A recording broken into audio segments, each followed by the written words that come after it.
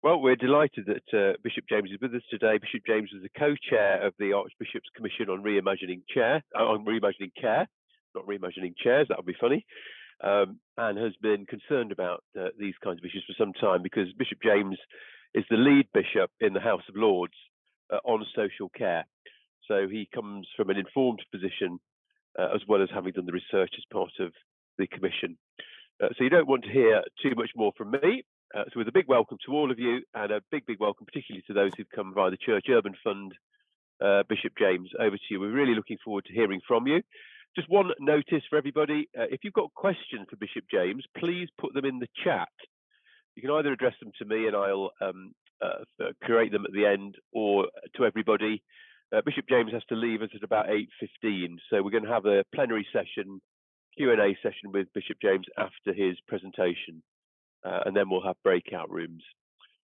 So Bishop James, thank you so much for being with us. A really busy time of the year, I know, for you. Over to you, Bishop James. Stephen, thank you very much indeed. And it's a real delight to be with you all this evening, albeit virtually. Lovely to see you. I'm going to talk, as you've heard, about the Archbishops Commission on Reimagining Care. And I'm going to start off just by saying a little bit about why it was set up in the first place. It has its origins in a book by Archbishop Justin Welby, which was called Reimagining Britain. And that had chapters on a whole variety of things. It had chapters on education, on finance, on immigration, and 3 of the chapters were on housing, families, and health. And those 3 things have led to the establishment of 3 commissions, which the Commission for Reimagining Care was one, and all of those 3 commissions have now produced their reports. In the health section, Archbishop Justin talked about a reimagining of Britain as a country in which people flourish. And he said that high-quality social care, as well as public and mental health, had to be placed right at the heart of our objectives if that vision is going to be realized. And so the Commission for Reimagining Social Care, as you'll have heard a moment ago if you saw the introductory video, was charged with developing a radical and inspiring vision, drawing on Christian theology and tradition. It's quite a challenge. And they wanted that vision to be wide-ranging, but also practical, with recommendations for the church, as well as for national and local government. And in particular, we were asked to stimulate a national debate about the nature and the purpose of social care and address the barriers which prevent all of us from enjoying full citizenship and contributing and participating as fully as possible in our communities and in wider society. Well, the commission was established, it was set up, and it went on meeting for about a year, not non-stop, I hasten to add. And we did numerous visits to various places where care was being offered. We received a vast number of submissions from carers, from those in receipt of care, and from politicians and others. We conducted a lot of interviews and had a number of discussions. So the whole methodology was fairly wide-ranging. The commission had a fairly diverse membership, and it included some so-called expert advisors. And my own involvement came about because, as Stephen just mentioned, I'm the lead bishop in the House of Lords on health and social care, and also have a little bit of personal experience of offering care, not least with my mother having been in a care home and my father with dementia, who was looked after by my wife and I and my brother for about a couple of years. So I was the co-chair of the commission, and I must say, being on it was a remarkable experience. I learned an awful lot. So what is the report from the commission all about? Well, there were three key messages. And again, these are the ones that were highlighted in that brief video. The first was that we need to rethink our attitudes in society to age, to disability, and to death. And I should say that we were looking primarily at care for older people as well as for working age people with disabilities. Rethinking our attitude to age, because in some cultures, as we all know, older people are valued and cherished for their experience and often wisdom. In this country, they're more often regarded as a bit of an onerous burden, absorbing resources, disrupting lifestyles, and blocking beds in hospitals. And we need to shift the attitude from older people in later life from being a burden to the idea that they are a blessing. With regard to disability, another common attitude in our culture is that our value is determined by our productivity, what we are producing. Recognizing that every one of us is made in the image of God, the Commission set out to challenge that particular assumption. Everyone, we said, is of eternal and infinite value, regardless of age or how much they're able to do or produce. And with regard to death, well, that's still the great taboo. There's been a recent report by the think tank Theos called Ashes to Ashes. And that points out that people are still very reluctant even to recognize the fact that we all of us die and to talk about death. We need to recognize and discuss it and not keep people alive unnecessarily. Well, the second thing was that we should rebalance rights and responsibilities via a national care covenant. Well, the need for this is due partly to the complexity of the present scheme. There are various comments that have been made about the current scheme. For instance, a baffling range of organizations. There are about 1,700 different groupings and organizations that offer care, social care in this country. A fog of confusion, a circular bureaucracy.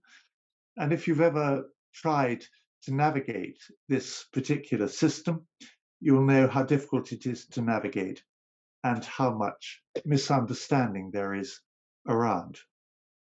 And the idea of a covenant, a national care covenant, is quite a familiar theological concept. The Old Testament, as we tend to call it, and the New Testament are actually the Old Covenant and the New Covenant. And we also are familiar with the idea of a covenant from secular usage, for instance, the military covenant with the armed forces. And so we are looking for a clear statement of the respective roles of the state, of local authorities, of communities, of families, and of individuals. And a covenant is described, is defined as a binding relationship between two parties, which is held in place by the promise of both to work together to achieve the covenant's demands. In other words, a covenant is something very different from a contract. Giving and receiving care, and we all know this, is far more than a mere transaction. And that means we need a major program of public engagement, a big discussion with cross-party political support and significant co-production, as it's called. In other words, everybody being involved in the production of this covenant, just as happened with the NHS constitution. And we feel that this covenant, National Care Covenant, should reflect four main themes. The first of which is empowering communities. Communities have a vital role in addressing practical needs, in combating loneliness and social isolation, and in fostering physical and mental well-being. And we're well aware that there's a lot of good practice going on already, but this doesn't happen automatically. Communities need nurturing, they need empowering, and they need partnerships. We want local authorities to be working more closely with communities around the country, and that's both communities geographically and faith communities. Second, we want a national care covenant to look at a new deal for carers. And that means both those who are paid carers, people for whom that's their job, and also unpaid carers. And interestingly, unpaid carers were the main topic of a report that was produced by a select committee from the House of Lords, to which I belonged. And it was interesting when the reports of the two committees were produced, 80% of their respective content overlapped and was saying exactly the same thing. And a new deal for carers was a big part of it. And we want a new deal for carers because we recognize their value, not least the value of unpaid carers, many of whom have given up their jobs in order to look after relatives or friends, and many of whom are absolutely exhausted through the work that they do. And of course, they are saving the country billions, literally billions of pounds in financial terms every year. And as well as financial support where it's needed, we want those unpaid carers to be offered respite. And we're very conscious of the vital importance of caring for the carers. Third, we feel that any national care covenant should establish social care as a universal entitlement for everybody to care and support. And that includes the pooling of risk in financial terms and enabling everyone to lead a full life, as in John 10, verse 10, I came that they may have life in all its fullness, says Jesus. And finally, under this heading of the National Care Covenant, an acceptance of our mutual responsibility as citizens. We're very conscious of the fact that social care isn't just the responsibility of the state. We can't simply assume that if something goes wrong, or we're getting old, or we have a disability, the state will immediately and instantly take care of everything, because as citizens, our rights come with corresponding responsibilities. And we reckon all of us have a part to play in that, not least through the communities to which we belong. So that's the second thing, rethinking our rights and responsibilities through a national care covenant. And the third part of the report suggested that we need to redesign the system. Up until now, people have sort of tinkered around the edges of the system. Respective successive governments have made a change here and a change there, but we feel the whole thing needs redesigning, basically from scratch. And that includes much more clarity about the funding of social care, which, of course, is one of the most controversial aspects of it. The Commission didn't really address the subject of funding because so many other people have done so already. And there have been innumerable reports on that. I think there have been about 28 reports on social care coming before the one that we produced. And one of the best reports on funding came from the Economic Affairs Committee of the House of Lords. And we basically said, well, we haven't got anything to add to that because we thought it was rather good. This is a huge piece of work to redesign the system, and we're very conscious that it's not going to happen overnight. But we were keen to point out the theological foundations of a good and sustainable social care system. And we reckon there were four things theologically to be emphasized. First, the image of God, the fact that we're all made in the image of God, and the worth of every individual. And that takes us right back to the book of Genesis, chapter 1, verse 27, the idea that men and women are created in God's image. Second, the command to love our neighbor as ourselves, with Jesus as the ultimate expression and example of doing exactly that. And we point to Mark chapter 12, verse 31 for that. Third, living life in all its fullness. I've mentioned that a couple of times. John 10, verse 10, taking seriously our spiritual needs as well as our material needs. And fourth, the whole idea of interdependence.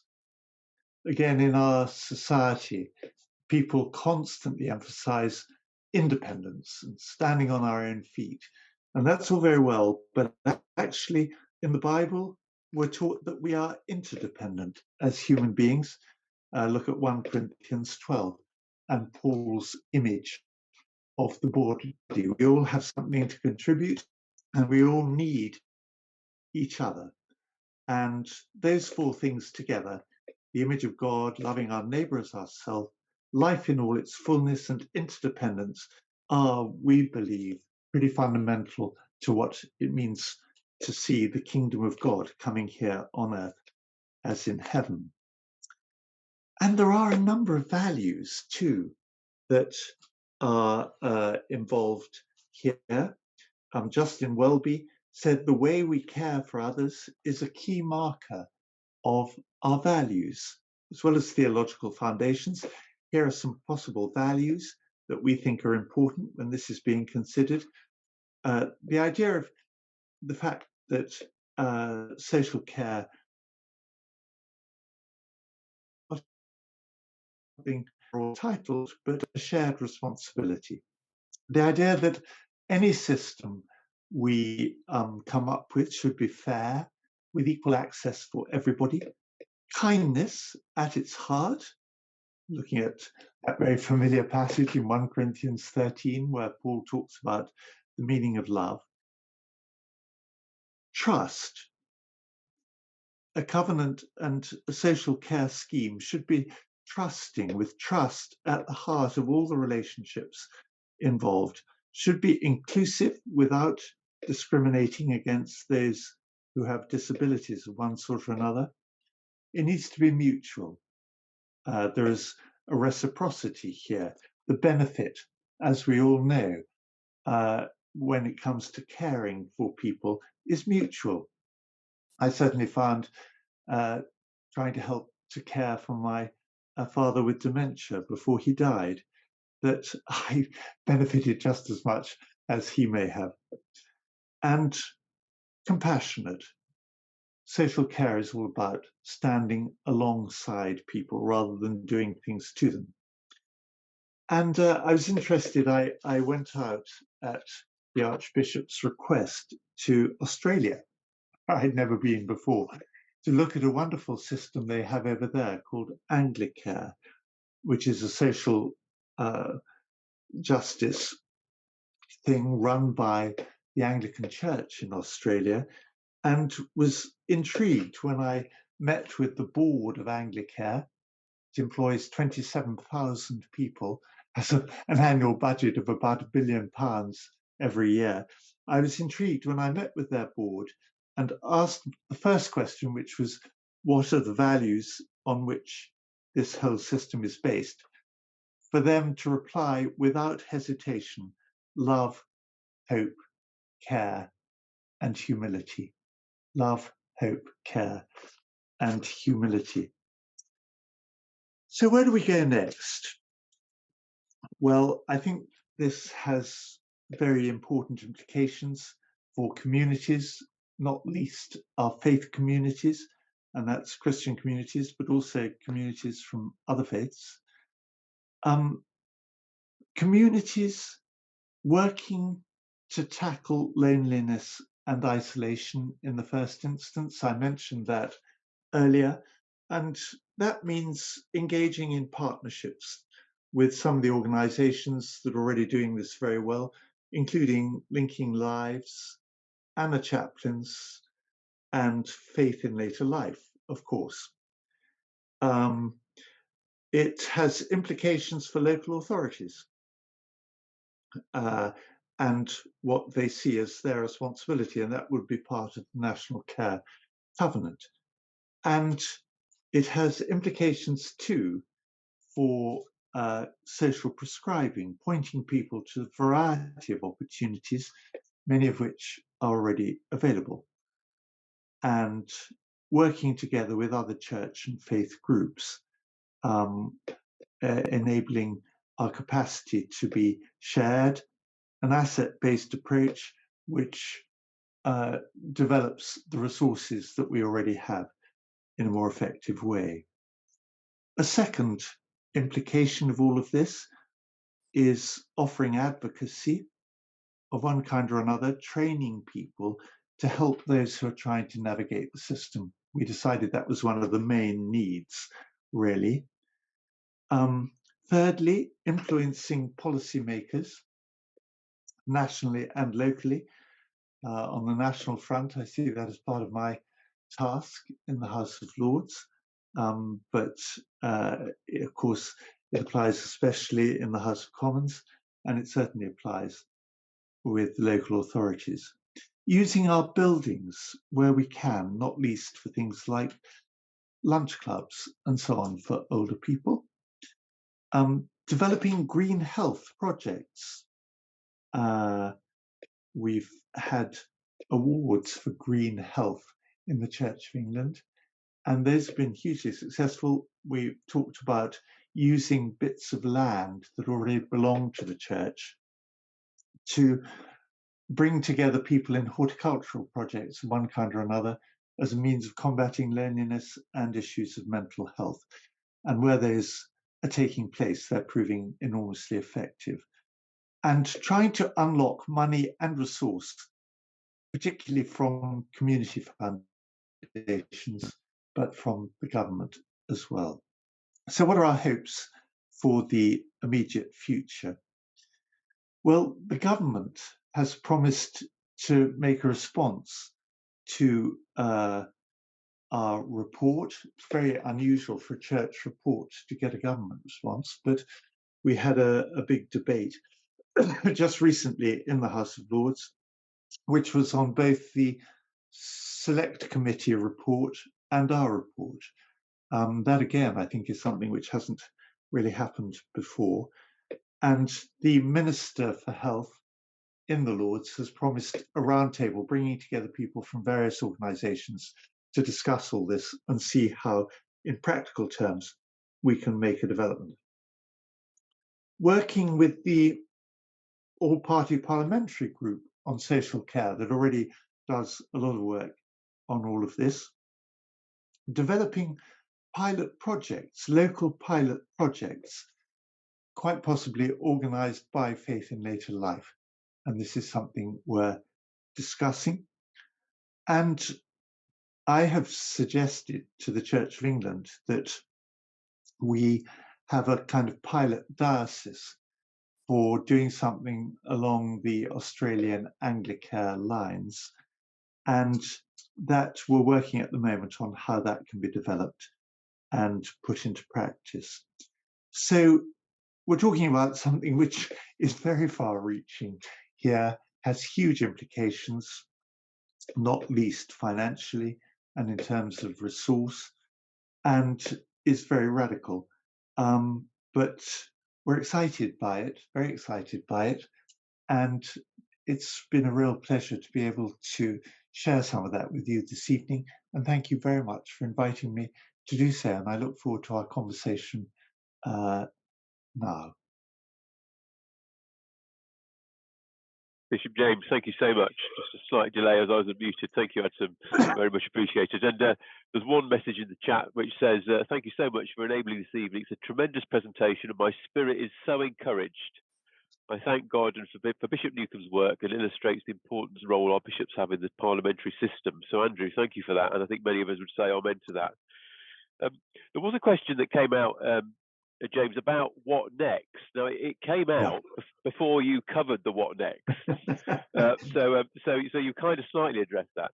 Out of the things you mentioned for what next, for our audience this evening, will mostly be community-based people, is there anything that you would particularly want to highlight to everybody?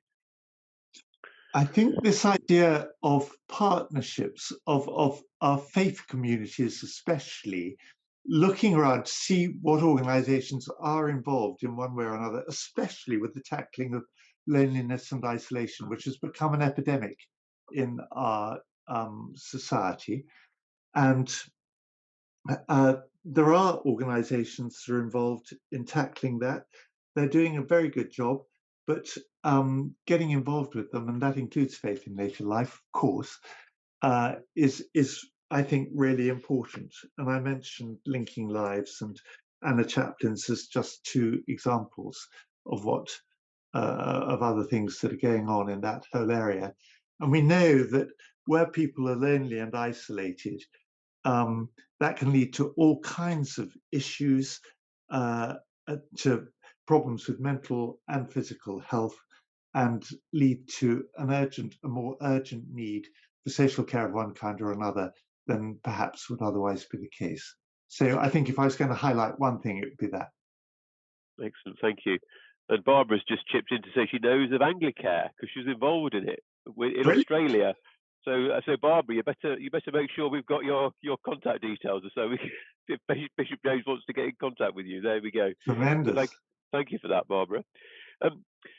Bishop, what you mentioned the steps that faith in later life might be taking. Just to pick up on that, I used to run an organisation called Community Foundations that fund community-led social action, and the thinking is we could convene some roundtables nationally and then locally to see if we could get some of you who are on this call who have got projects that you're running or know of projects in your locality. We can maybe link them with some funding to try and put into practice some of the principles that we see in this report. So just watch this space, and if that all happens, we'll obviously let you know through the Faith in Later Life newsletters. Just one other question, Bishop James. You've visited lots of projects and initiatives and communities as part of this report.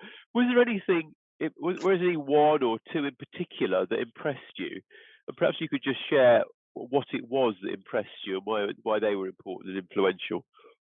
I think the ones that I found especially helpful were actually the ones which weren't very complicated, which were just involving members of churches hosting get-togethers for people in the community who were needy in one way or another, who came together and who played games, ate together, had various activities of one kind or another. And actually, this was going on in that community centre that those of you who saw the video at the beginning could see, and were actually engaged in a kind of preventative work. They were caring, but they were enabling people not to have to go into sort of full-time care, but to come along and have friendship and fellowship and feel that they were doing something which was valuable and worthwhile and valued them.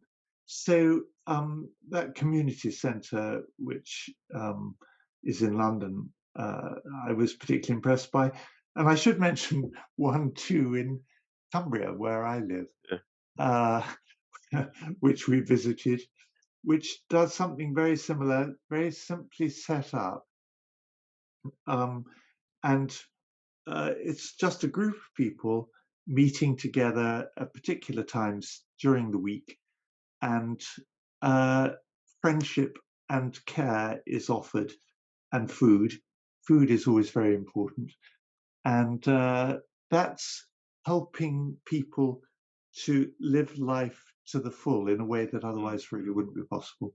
And of course, care homes. We visited a number of care homes, and I think the thing that impressed me most in the good care homes we visited was people who were employed specifically to look at activities um, and things that the people in the care homes could be involved with and tied into their former interests. Thank you for that. We had a really interesting. I'm also the chief executive of Pilgrim Friends Society, and we had a really interesting example in one of our homes the other day where a gentleman is actually helping the young people in the local school, the primary school, start up their chess club. Oh, so brilliant. they come in to visit him, and he's helping them start a chess club in the school. So that was a wonderful example of reciprocity, going out the other way. So the school will have budding Tremendous. chess champions. But do you think, Bishop, do you think that sometimes, because you mentioned it was a simple example that you just visited, Yeah. do you think that people sometimes underestimate the significance of those kind of small acts in the great scheme of things? Because you obviously took a lot from that visit. Yes, I do.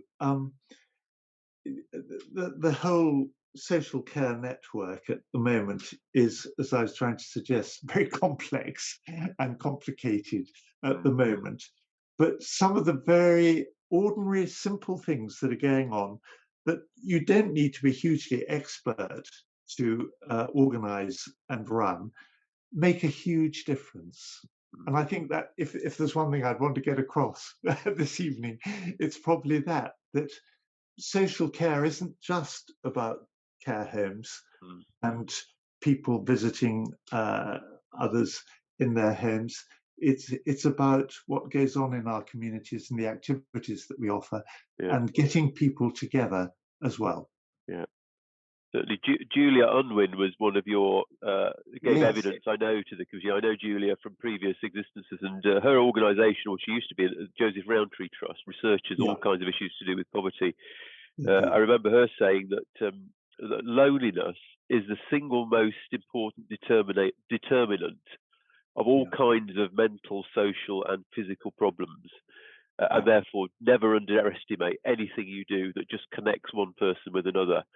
And I suppose it connects them with Jesus. Connects them with Jesus as well. Will be a double bonus, wouldn't it? Very in that much regard. So. Right. Very much so. Okay, right. So we've got a couple of. I think we have an Anna Chaplin who's made a comment. Great. Christians Together as Loneliness. Yes, that's the website you should have a look at. And Making Later Life is linked into that. That's really good. And that's a really helpful thing to look at. And I think Barbara's saying that Barbara, who's an activities coordinator. Good on you, Barbara. So maybe some of you could just put in the chat what you do, what projects you're part of. It'd be great to hear a little rush of projects appear up on. Sorry, the chat screen's to my right. That's why I'm looking off to my right. Just Bishop, can I just ask you, what we have probably in this audience, there are quite a number of people who will be involved in church initiatives, church projects of various kinds. Some probably quite significant. Or we have Barbara who's active in her care home. Is it possible to list a few of the things you'd expect or you'd hope that people on this call would do as a consequence of the report or as a consequence of this evening's presentation? Well, I think for those who are members of churches, I think encouraging your church, or if you're an Anglican, the parochial church council, if you are part of any denomination, getting the leaders, the elders, the whatever of your church to actually take a look at the local community and discern what are the biggest needs, not least of those who are elderly and those with disabilities, and actually discuss together as a church how best one might be able to help, and whether there are things that could be done, either things that are already being done and could be done better, or things that aren't being done that could be. I think that's a brilliant way to start. And it's actually what every church ought to be doing anyway, because we exist for the wider community, all of us. But it's amazing in my experience how often that doesn't happen, and people get so caught up with looking inwards, they forget to look outwards to the wider community. Good. Excellent. We have Alan Parker. We've got a few people now. We've got somebody who Pippa runs connections, I see. Welcome to Pippa. Hugely sexy. Well, I'll tell you what, why don't we just, we've got very, if you could do it about 30 seconds, Pippa and then Alan, would you just like to share briefly your groups and what they do? Great. And then what we'll do is we'll ask the bishop to just respond to your observations. So maybe Pippa, we're going to introduce Pippa properly in a few moments' time, actually. But Pippa, why don't you just say a few words about connections, if we could unmute you, and then Alan, and then Judith is what we'll try and do. Great. Yeah, Connections is a group that I run at our local church, Holy Trinity in Claygate, and it's run weekly because that's really important for continuity. It's based in church, all sorts of different activities. We have a thought for the day, huge emphasis on welcome, loving and caring for people, and it's highly relational. And that just seems to give us the opportunity as well to share the love of Jesus and to talk about the Lord as well. So very simple. Lovely. And Alan, do you want to just say a few seconds? Thank you, Pippa. Alan, you can unmute. Based in a rural market town in Devon, where many people have come to retire, lost their partners, or found themselves miles away from families, and so on and so forth. Bring together about 15 people every week on a Wednesday. And as Pippa has just said, the relational thing is really important. It's not us providing for, although we do have regular people who provide the food and do the catering side of things, but it's really the mutual enlightenment that they get from each other. And some are from our church, some are from other churches, some are from no churches at all. Great. Thank you. Then Judith, do you want to just, thank you, Alan. Judith, you just say a few words and then we'll get Bishop James to reflect on anything that strikes him. And then I did write something on chat about what we're doing. Certainly Warm Space was a very good way of connecting with a good number of people. We're fortunate that our church is right onto our, in Clevedon, the Market Square, and draws people in very readily and easily. And actually there's, there's a chance, if we could get enough volunteers, that a lot of people would come in just for coffee and chat. But the difficulty is in getting enough people to run it regularly. A number of people will do one-off things and once a month, but weekly is quite a big opportunity, a big drawback, you know. Thank you, Judith. Bishop, would you like just to make any comments on what Thank you. Well, I think that's really brilliant and so inspiring to hear about all those three projects. And I think what strikes me, it would be very interesting to talk with the people who attend those groups. And I bet many of them would say that for them, it's a real lifeline and is something that enables them to go on living, and they look forward to each week, and they've made new friends and have really, in many ways, found a sort of purpose in their life which perhaps wasn't there before. So I think it's absolutely wonderful, and I'm struck very much by the fact that what's been described isn't hugely complicated. It's something that can be done by all of us. Requires a huge amount of love and time and hard work. And I don't underestimate what's being demanded of those who are leading these things and helping with them. But I think what is actually happening there is out of all proportion to what one thinks one may be doing. Lovely, thank you. Well, Bishop, We've reached the time when we said we'd let you go. You've got a very busy diary. There we go. Oops. Yeah, there's some more stuff coming up in the chat, so we'll capture all of this and we'll capture it in emails that we'll send around after the event. Let me just pray for this, for ourselves actually, for bishops. Father God, thank you so much for the way that your word speaks to us in so many ways. Thank you for the way that your word has spoken into this whole reimagining of care. Father, for Bishop James as he takes this work forward, and for all of us on this call, Father, in our own groups, in our own areas, as we take this forward, pray you bless us, and may we do so in your strength. In Jesus' name, amen. Amen. Bishop James, thank you so much. Thank you so much.